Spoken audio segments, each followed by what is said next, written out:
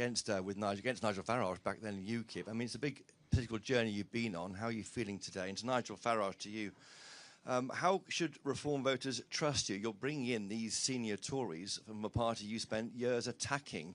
Are you losing trust by doing this? Well, Chris, let me go first. Nothing has been offered. I've joined this party as the 270-something thousandth member, and I'm proud to do so and to work not just with Nigel, but with a set of people I've come to know over a period of time, some for a very long time, like my constituency neighbour Lee Anderson, others like Richard and Sarah and Zia, I see Layla over there, who have built this party from nothing. And I'm just here to play my part, to lend my support and experience to making it the greatest success that it possibly can be for the sake of the country. Yes, it's a sad day for me to leave a party that I've been a part of for so long. It's sad also because I know there are very good people within the Conservative Party. There are good members of Parliament. There are good councillors. There are good members of the party. More than anyone in the current Conservative Party, I went around the country meeting them. Last year, I did over 100 events. I met more Conservative Party members than anyone. I know their views. I know their frustrations, not just with the state of the party, but above all with the state of the country. And so my message to them is Reform is here for anyone who shares this conviction that the country needs to be fixed and turned around. And we can't let party loyalty get in the way of fixing our country. That's what really matters. I believe today's a big day, Chris, in the realignment of the genuine centre-right of this country. I think Rob Cumming will bring a lot more people and voters to us. I think this is actually a very big moment. And that's why we talked about it for a long time.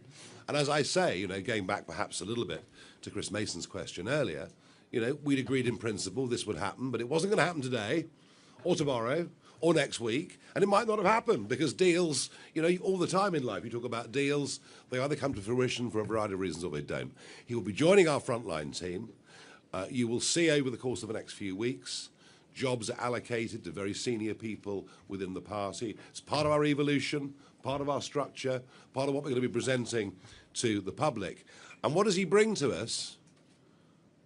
Frontline experience. Our biggest weakness is we haven't had people who've actually been there, in Cabinet, in Number 10, understand how these things work, understand, frankly, what some of the barriers, so understanding how the system works, maybe understanding why the system doesn't work, because they've seen it at first hand. So they bring experience. And in policy terms, there is no question that Jenrick and I are on exactly the same page on virtually everything today, if not always, in the past.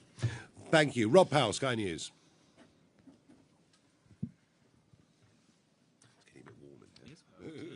Hi, thank you, Rob Powell, Sky News. Mr. Jenrick, you've said it's the honour of your life to serve the people of Newark. Your association says that you've betrayed them today. If you respect your constituents so much, why not call a by-election and stand as a Reform candidate? And Mr. Farage, I think by my count, Robert Jenrick's the 7th member of Boris Johnson's government to join your party in recent months. You say you're a new reforming force in politics. How can you claim that if, by your own definition, you're bringing in so many people that cause the mess you're trying to clear up? The Five-Star Movement in Italy, launched by Beppe Grillo, the famous Italian comedian, and I served with his people in the European Parliament, he said, we will only have people standing for Parliament who have never been involved in politics at any level ever. And they got lots of votes, and lots of MPs, and they went into coalition government. And guess what happened? It was a complete catastrophe because no one knew what to do. And I am proud of the fact that we're going to have candidates standing from all walks of life, all different disciplines. Very, very few what you would consider professional politicians. But we have to have some. We've even seen it in our county councils. Richard's been going around the country. Lancashire, for example, we have a guy who'd run a district council for years, knows what he's doing. He was able to go into Lancashire County, get a grip of it on day one, whereas for others, it's taking a bit longer. If we win the next general election, the public won't give us very long. The public will say, you guys are the last chance saloon. Yeah. unless you guys can get control of our borders, unless you guys can start gripping the issues that really affect our lives, we'll lose faith in you, perhaps very, very quickly. So we need the experience, and I think that's absolutely vital. Well, and to your point, Rob, I haven't seen whatever this central office press release is that you're referring to, but look, I don't intend to call a by-election. But I'll say this to you. I was elected at the last general election against every poll, all the MRP polls and whatever that journalists like yourself were putting out. And that, I believe, was because my constituents knew that I stood up for them. I was willing to do things which are difficult, sometimes be very independent-minded. They respected the fact that I had resigned from the last Conservative government. In fact, there were a lot of Reform voters in Newark who decided to bite their tongue and not vote Reform and to vote for me at the last general election precisely because of that. And my constituents know that I'll continue to do that, to be the strongest possible voice for them and for the issues that they care about. And, above all, to hold this failing Labour government to account. The thing that unites most people in my constituency is this. They want Starmer out, and they want a good government in that's going to fix our country. And I am convinced that this is the only way that we can achieve that, and I must play my part in that. Shihab Khan, ITV News.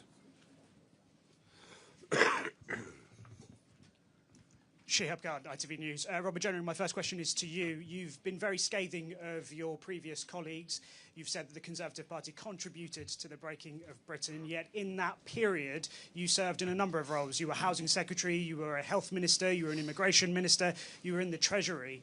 My question to you is, did you contribute with your actions and did you play a part in what you say is the breaking of Britain? And Nigel Farage, my question to you is, the man sitting next to you is clearly very ambitious. He ran to be leader of the Conservative Party. Can you trust that he doesn't want to be leader? I think we've just given away the idea of being leader of a political party, if I may say that. Look, no one joins Reform unless they believe that Nigel Farage is the best man, not just to lead this party, but to lead our country. That is why I've done this. That's why I've put aside my own personal ambition, whatever the bookies say about being leader of the Tory party. I've done it because I think Nigel is the man to lead this country. And I'm going to work every day for the next 3.5 years, or whenever the general election is, it may come sooner than that, to make sure that happens. Thank you. Gary Gibbon, Channel 4 News. Thank you very much. Do you think, Robert Jenrick, this is an inflection point for the Conservative Party, that if you'd become leader, first attempt or even a second attempt if that had happened, there might have been a pre-election pact, a possibility of that with Reform. The chances of that are now zero. And Nigel Farage, the question you were just asked, I mean, a few people have been texting me listening to Robert Jenrick saying that sounded like a leadership bid. Would he make a good successor?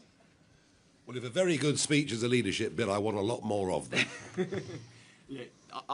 Nigel will speak for himself and for the party, but I don't believe there is likely to be or should be a pact or a deal with the Conservative Party. The message I've just delivered to you today is that I think the Conservative Party has failed to understand the mistakes that it made, has not repented for that. Why would anyone in this country hand the keys back to these people to take it forward and hope that they would fix the country? That is my painful conclusion of the last few years. And to your point about, or the point that was made a moment ago about my own record, look, I think the Conservative Party failed in government. Nobody has been more honest about that than myself. There were battles that I fought to build more homes, let down by Boris Johnson, to get immigration down, let down by Rishi Sunak. But did I contribute to mistakes? I'm very open and honest to say, yes, I did. That's why we've got to make sure this never happens again. And I believe Reform is the best way to ensure that doesn't happen and we can actually fix the country. I thought your story about the recent Shadow Cabinet meeting was very revealing. You know, they debate, is Britain broken? A couple say yes. Most say, good Lord, no, everything's absolutely marvellous. And then some say, well, we can't admit it because we actually contributed to it. And so I'm actually, yes, I am prepared to accept those who put their hands up and say we failed. And bear in mind, Gary, I put a level of trust in the Conservative Party back in 2019 at that election. And I, like many millions of others in Britain, feel betrayed by them. And you only do deals, you only shake hands with people you trust. And we are going to replace them. And they will cease to be, I repeat, a national political party after May the 7th this year. Just you watch. And if I may say on your question about an inflection point, I do think we are at an inflection point. Perhaps a slightly different one to the one that you were suggesting, but there are many millions of people in this country who voted Conservative at the last general election. They were often doing so through gritted teeth. Perhaps it was a force of habit. Perhaps they hoped that the Conservative Party would learn its lessons and change. My message to those people is you need to rally behind Nigel and reform now, because it is the only way we will get rid of this failing Labour government, and it is the only way that we will get in a government that is capable, has the will and determination to actually fix the country. And that, I'm afraid, does mean the end of the Conservative Party. It means people who share our values coming together to support this man and to make sure that he's our next Prime Minister. Yeah, they're going the way of the Liberal Party in the mid-1920s. That's actually what's happening before our very eyes. Martina Bett from The Sun. Thank you very much. Martina Bett from The Sun. Robert, I was wondering if you could give any more details on how the events this morning unfolded. How did you get caught? Tory party chairman Kevin Hollinrake says that it was someone of your inner circle that sold you out. Who was it? Any details on that would be good. Thank you. Look, honestly, I'm not in the slightest bit interested in who might have said this or that. Why don't you go and ask Kevin Hollinrake or Kemi Badenoch what they have heard on the grapevine. No one does this lightly. I've been a member of this party since I was 16 years of age. I woke up this morning as the Conservative Home Poll's most popular shadow cabinet member, exactly. The bookie's favourite to be the next leader of the Conservative Party. Do you think you do this lightly? No. I did this having given it the greatest thought about what I think was best, not just for me personally, but actually for the country. And that is what matters today. How do we ensure that we fix our country? And there may be some people in politics, many in the present Conservative Party, who don't think Britain is broken, who think that everything's going to be all right. I don't think that. And I would be letting down the men and women that I represent if I said to them, you've had 2 or 3 lost decades where your wages have stagnated, your kids can't get on the housing ladder, the NHS and our public services are failing, migration is through the roof, crime is getting worse and worse on the streets. But you know what? I'm just going to sit back and allow us to waste another decade, 2 more decades. No, I'm not prepared to do that. So today was a difficult decision for me. It's not one that I took lightly, but I am convinced in my heart that this is the right thing to do for the country. James Hill, Spectator. Thank you. Mr Jenrick, last summer you called for Zia Youssef to be booted out of Reform about a tweet, and there was a whole long-running Twitter battle with him. How are you going to smooth over relations with the new colleagues? Look, in politics, people say lots of different things, and whatever Zia or Nigel, anyone may have said, worse things have been said about me in my life. The most important thing is that we work together successfully as a team, and that is exactly what I intend to do. I have the highest respect, not just for Nigel, or else I wouldn't have joined his party, but for Richard and for Zia and Lee and Sarah and Danny, those who built this party. And I'm just the latest member, the latest recruit to their cause. And so I'm just going to do everything I can to help and to support them to make sure this is a success. Zia feels utterly betrayed by the 2019 Conservative government, and he wears it on his sleeve, and he pretty much tends to blame every single human being that was involved in it, but I'm teaching him the values of forgiveness, and it'll be okay, I promise you. I'm just the softie in Reform, you know, I mean, that's just the way it is. Ellie Wheatley from Guido Fawkes. Farage, if Kemi Badenoch has a change of heart and decides to defect, would you let her into Reform too? And Jenrick, if you had to put a number on it, how many Tory MPs do you think will follow you to Reform? Well, not the Lib Dems. There's about 70 of them are Liberal Democrats, so they wouldn't come, would they? Look, let's just wait and see what happens. Let me just reiterate the point that I made a couple of times. If there are Tory, Labour figures out there that want to come to reform, don't think you're joining us on the back of a massive success on May the 7th. Come and join us and help us in that journey to make May the 7th the big day. All right? So that's the very, very simple message. It was said during the war that if Hitler landed in a parachute on the lawn of number 10 Downing Street, that Churchill wouldn't have a clue what to do. And you just asked me a question that I can't really answer. I don't think Kemi Badenoch is going to be applying to join Reform UK. I don't think she's my biggest fan. It simply isn't going to happen. And anyway, she's going to be leader on May the 7th, so she won't qualify, will she? Right, fine. Let's go. Lucy White, Bloomberg. Thank you. You talked earlier, Nigel, about deals and deals to be done between yourself and Robert Jenrick. Mr. Jenrick, what were you hoping to get out of that deal? And do you feel like you might have given away some of, or you might have lost some of your leverage by this being leaked if you were hoping to gain a better position? Well, that would depend whether he was dealing with an honourable person or not, wouldn't it? OK, thank you. We'll move on.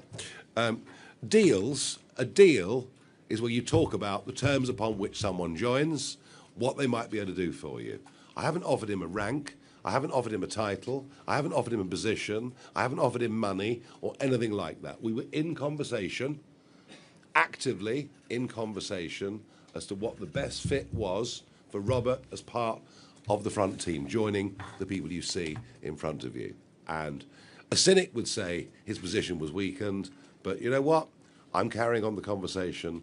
Now it's done in exactly the same spirit as I did before. Let us go on to Emilio from Politico. A spy. So, I mean, you're condemning the Conservatives for not accepting that they broke Britain. You have sort of touched on this a little bit just now, but I mean, are you accepting that you are part of that group that broke Britain? Which elements would you say that you had a hand in breaking? And are you going to apologise for the public? That's the same the Conservatives need to do. Surely the public needs to hear you apologise for your role in that. And Nigel, I mean, you're both kind of accepting, well, you're completely accepting that the Tories failed, that the Tories broke Britain. So you're accepting a failure. Is that the kind of Conservative that you want helping you in government, really? If people are honest enough in public life to put their hands up, to say they got it wrong, to effectively say they're ashamed, that's what Jenrick said. I'm ashamed. How much more do you want from him? What do you want, sackcloth and ashes? You know, he's already said he's ashamed of some of the things that government did. I think he's pretty much been down that path. And I want people who recognise what went wrong. I want people who understand what re-establishing that bond of trust between the electors and the elected is.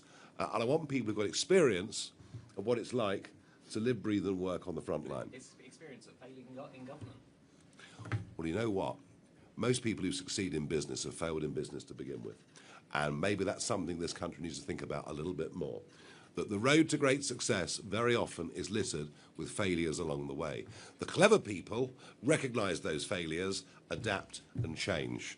And there's little doubt that in terms of political conviction and thought, that Robert Jenrick has changed enormously over the course of the last decade. I don't think you need to defend yourself any more than you have, frankly. Well, I think he's... look, if he says I'm ashamed of what we did as a government, as I say, I don't know what more you want. David Williamson from The Express.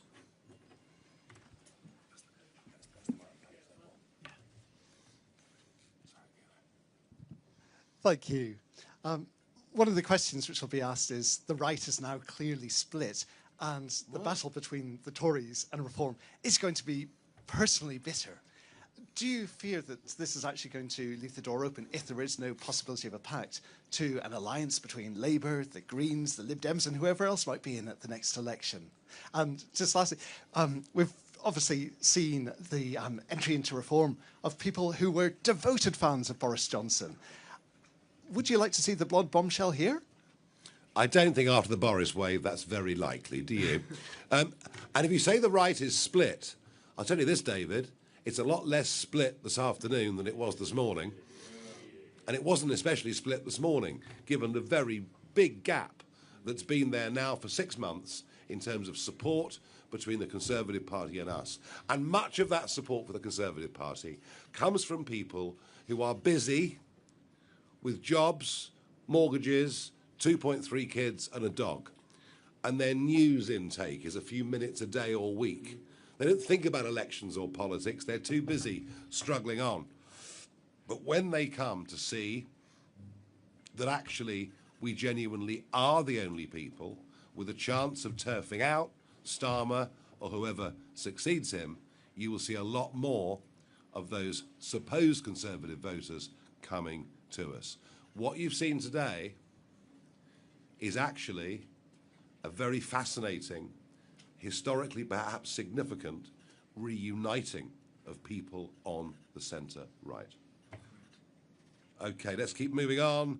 Let's go to Tim Stanley from the Daily Tea. I've had a sex change. OK. Actually, Camilla Tominey from the Daily Tea. Can you just clear up, Mr. Jenrick, the timeline on your defection? Because I wrote a column about this on Friday, and there was an exchange of messages with, let's call it sources close to you, insisting that you were never, ever going to defect.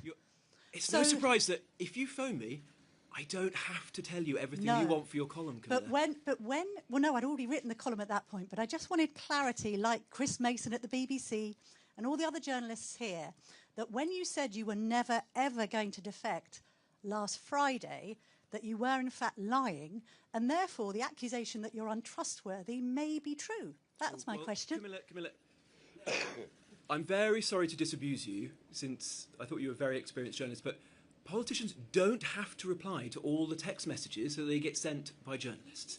And I wasn't going to give you the exclusive news of my decision, Camilla. But if you're asking me the question about honesty, nobody in the Conservative Party was more honest about the failures of the last Conservative government than me. What is the most honest thing to do, Camilla? Resign. To stay in a party knowing that its principal policy on Rwanda was a failure, or to resign from its cabinet? What's the most honest thing to do for myself and the country but to say this party is going nowhere? And if you really want to turn it around, ensure that the country is fixed, then you have to rally behind Nigel and reform. That is what I've done. Aggie from LBC.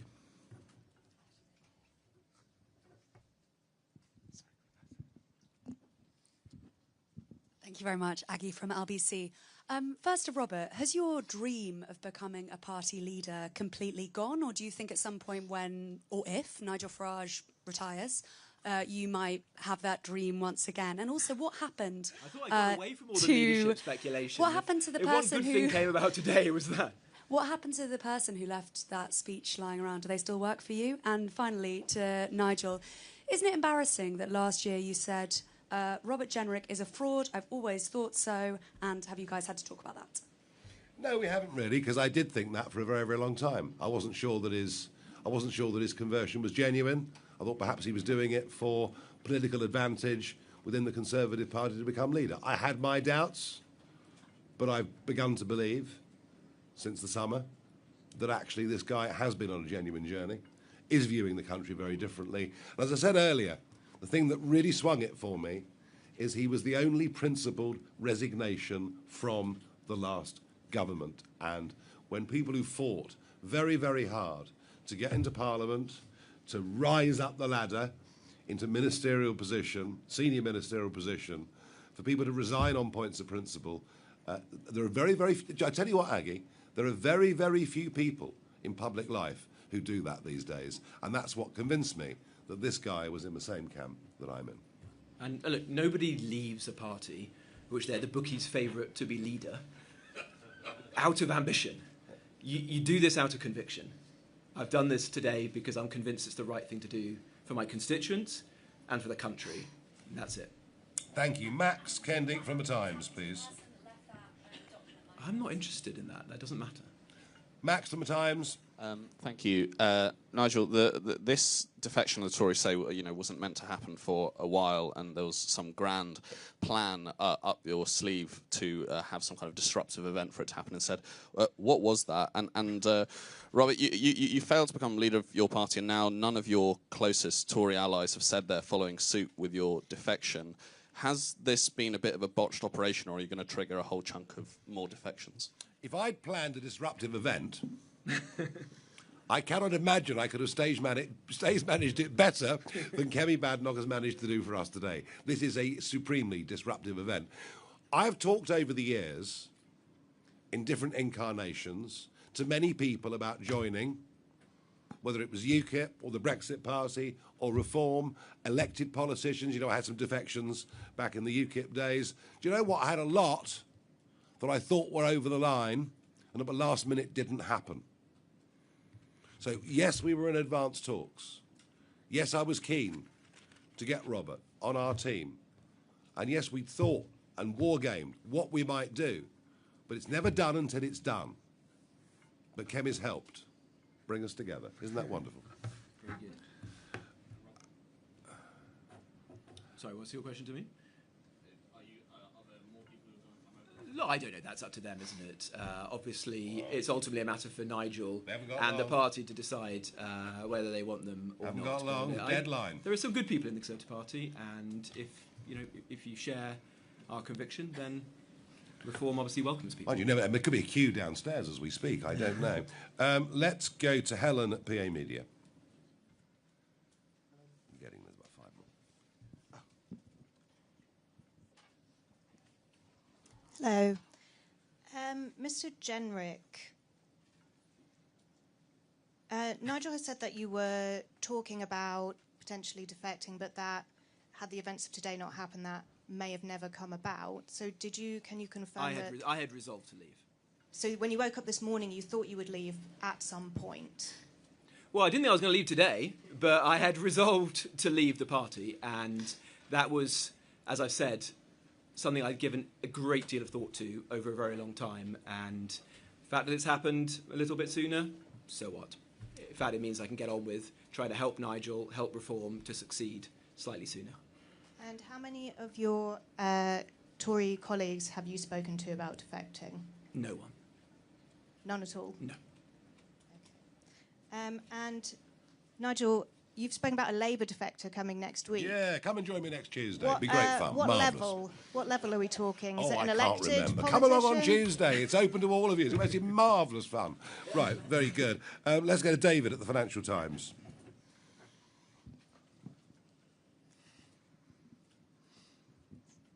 Hi there. For Robert, first of all, you've spoken quite glowingly of Reform and of Nigel today, but no political party is fully formed. They always evolve.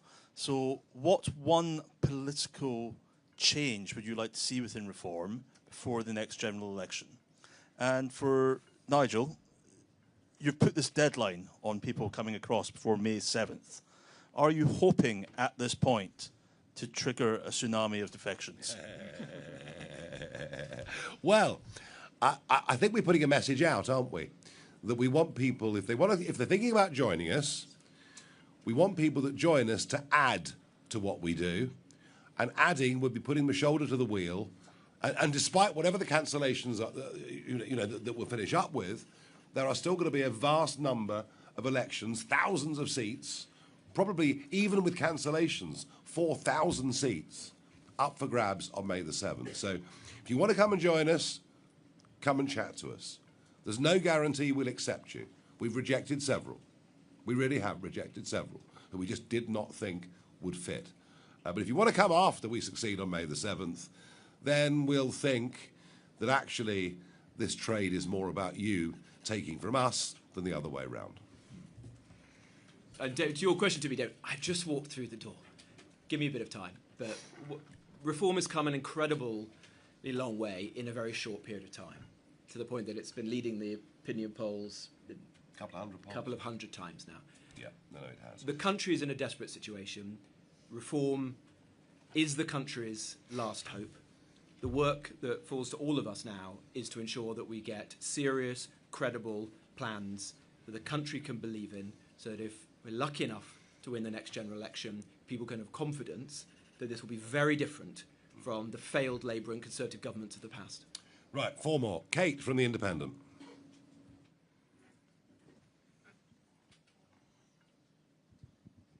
Hi, Kate Devlin from The Independent. Robert, you've talked a lot about being honest with the British people. So actually my question is to Nigel, if he's honest about the limitations and things that he doesn't like in reform, will he be allowed to say so, or will he have to toe the party line? Oh no, anybody can come and say anything they want to me.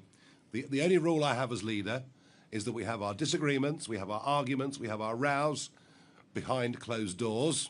I meant in public. Or maybe over a glass or something afterwards, I don't know. But we don't have fights in public, and people in politics who have fights with me in public generally don't tend to do terribly well. Let's go to Will from the iPaper. Hello, Will Hazel from the iPaper.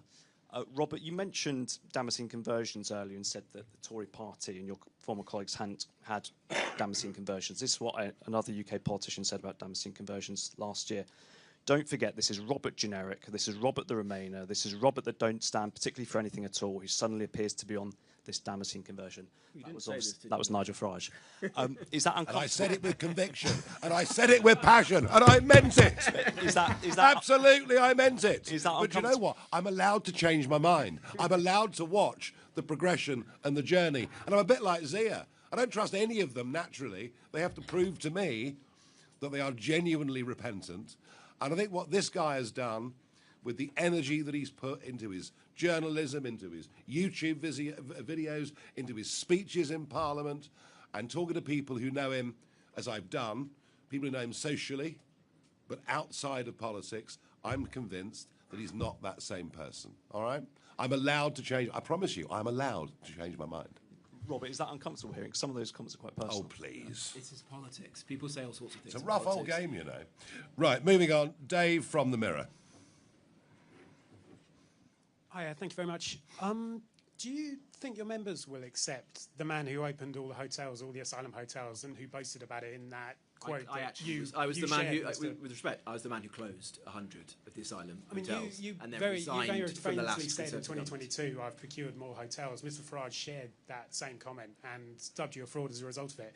Do you think your members will forget that? And is there a risk of this looking like someone who's trying to distance themselves from their previous actions? Dave, you know, I don't need people to join me for the sake of it. We've actually done rather well on our own, thank you. But I'm getting people in who are apologetic, indeed ashamed of what they've done in the past, recognise what went wrong, and are determined to get it right. Are our members prepared to forgive those that apologise for past errors and promise to put their shoulder to the wheel to help us and propel us forwards? I believe the answer to that is very firmly yes. Last question, Rowena from The Guardian.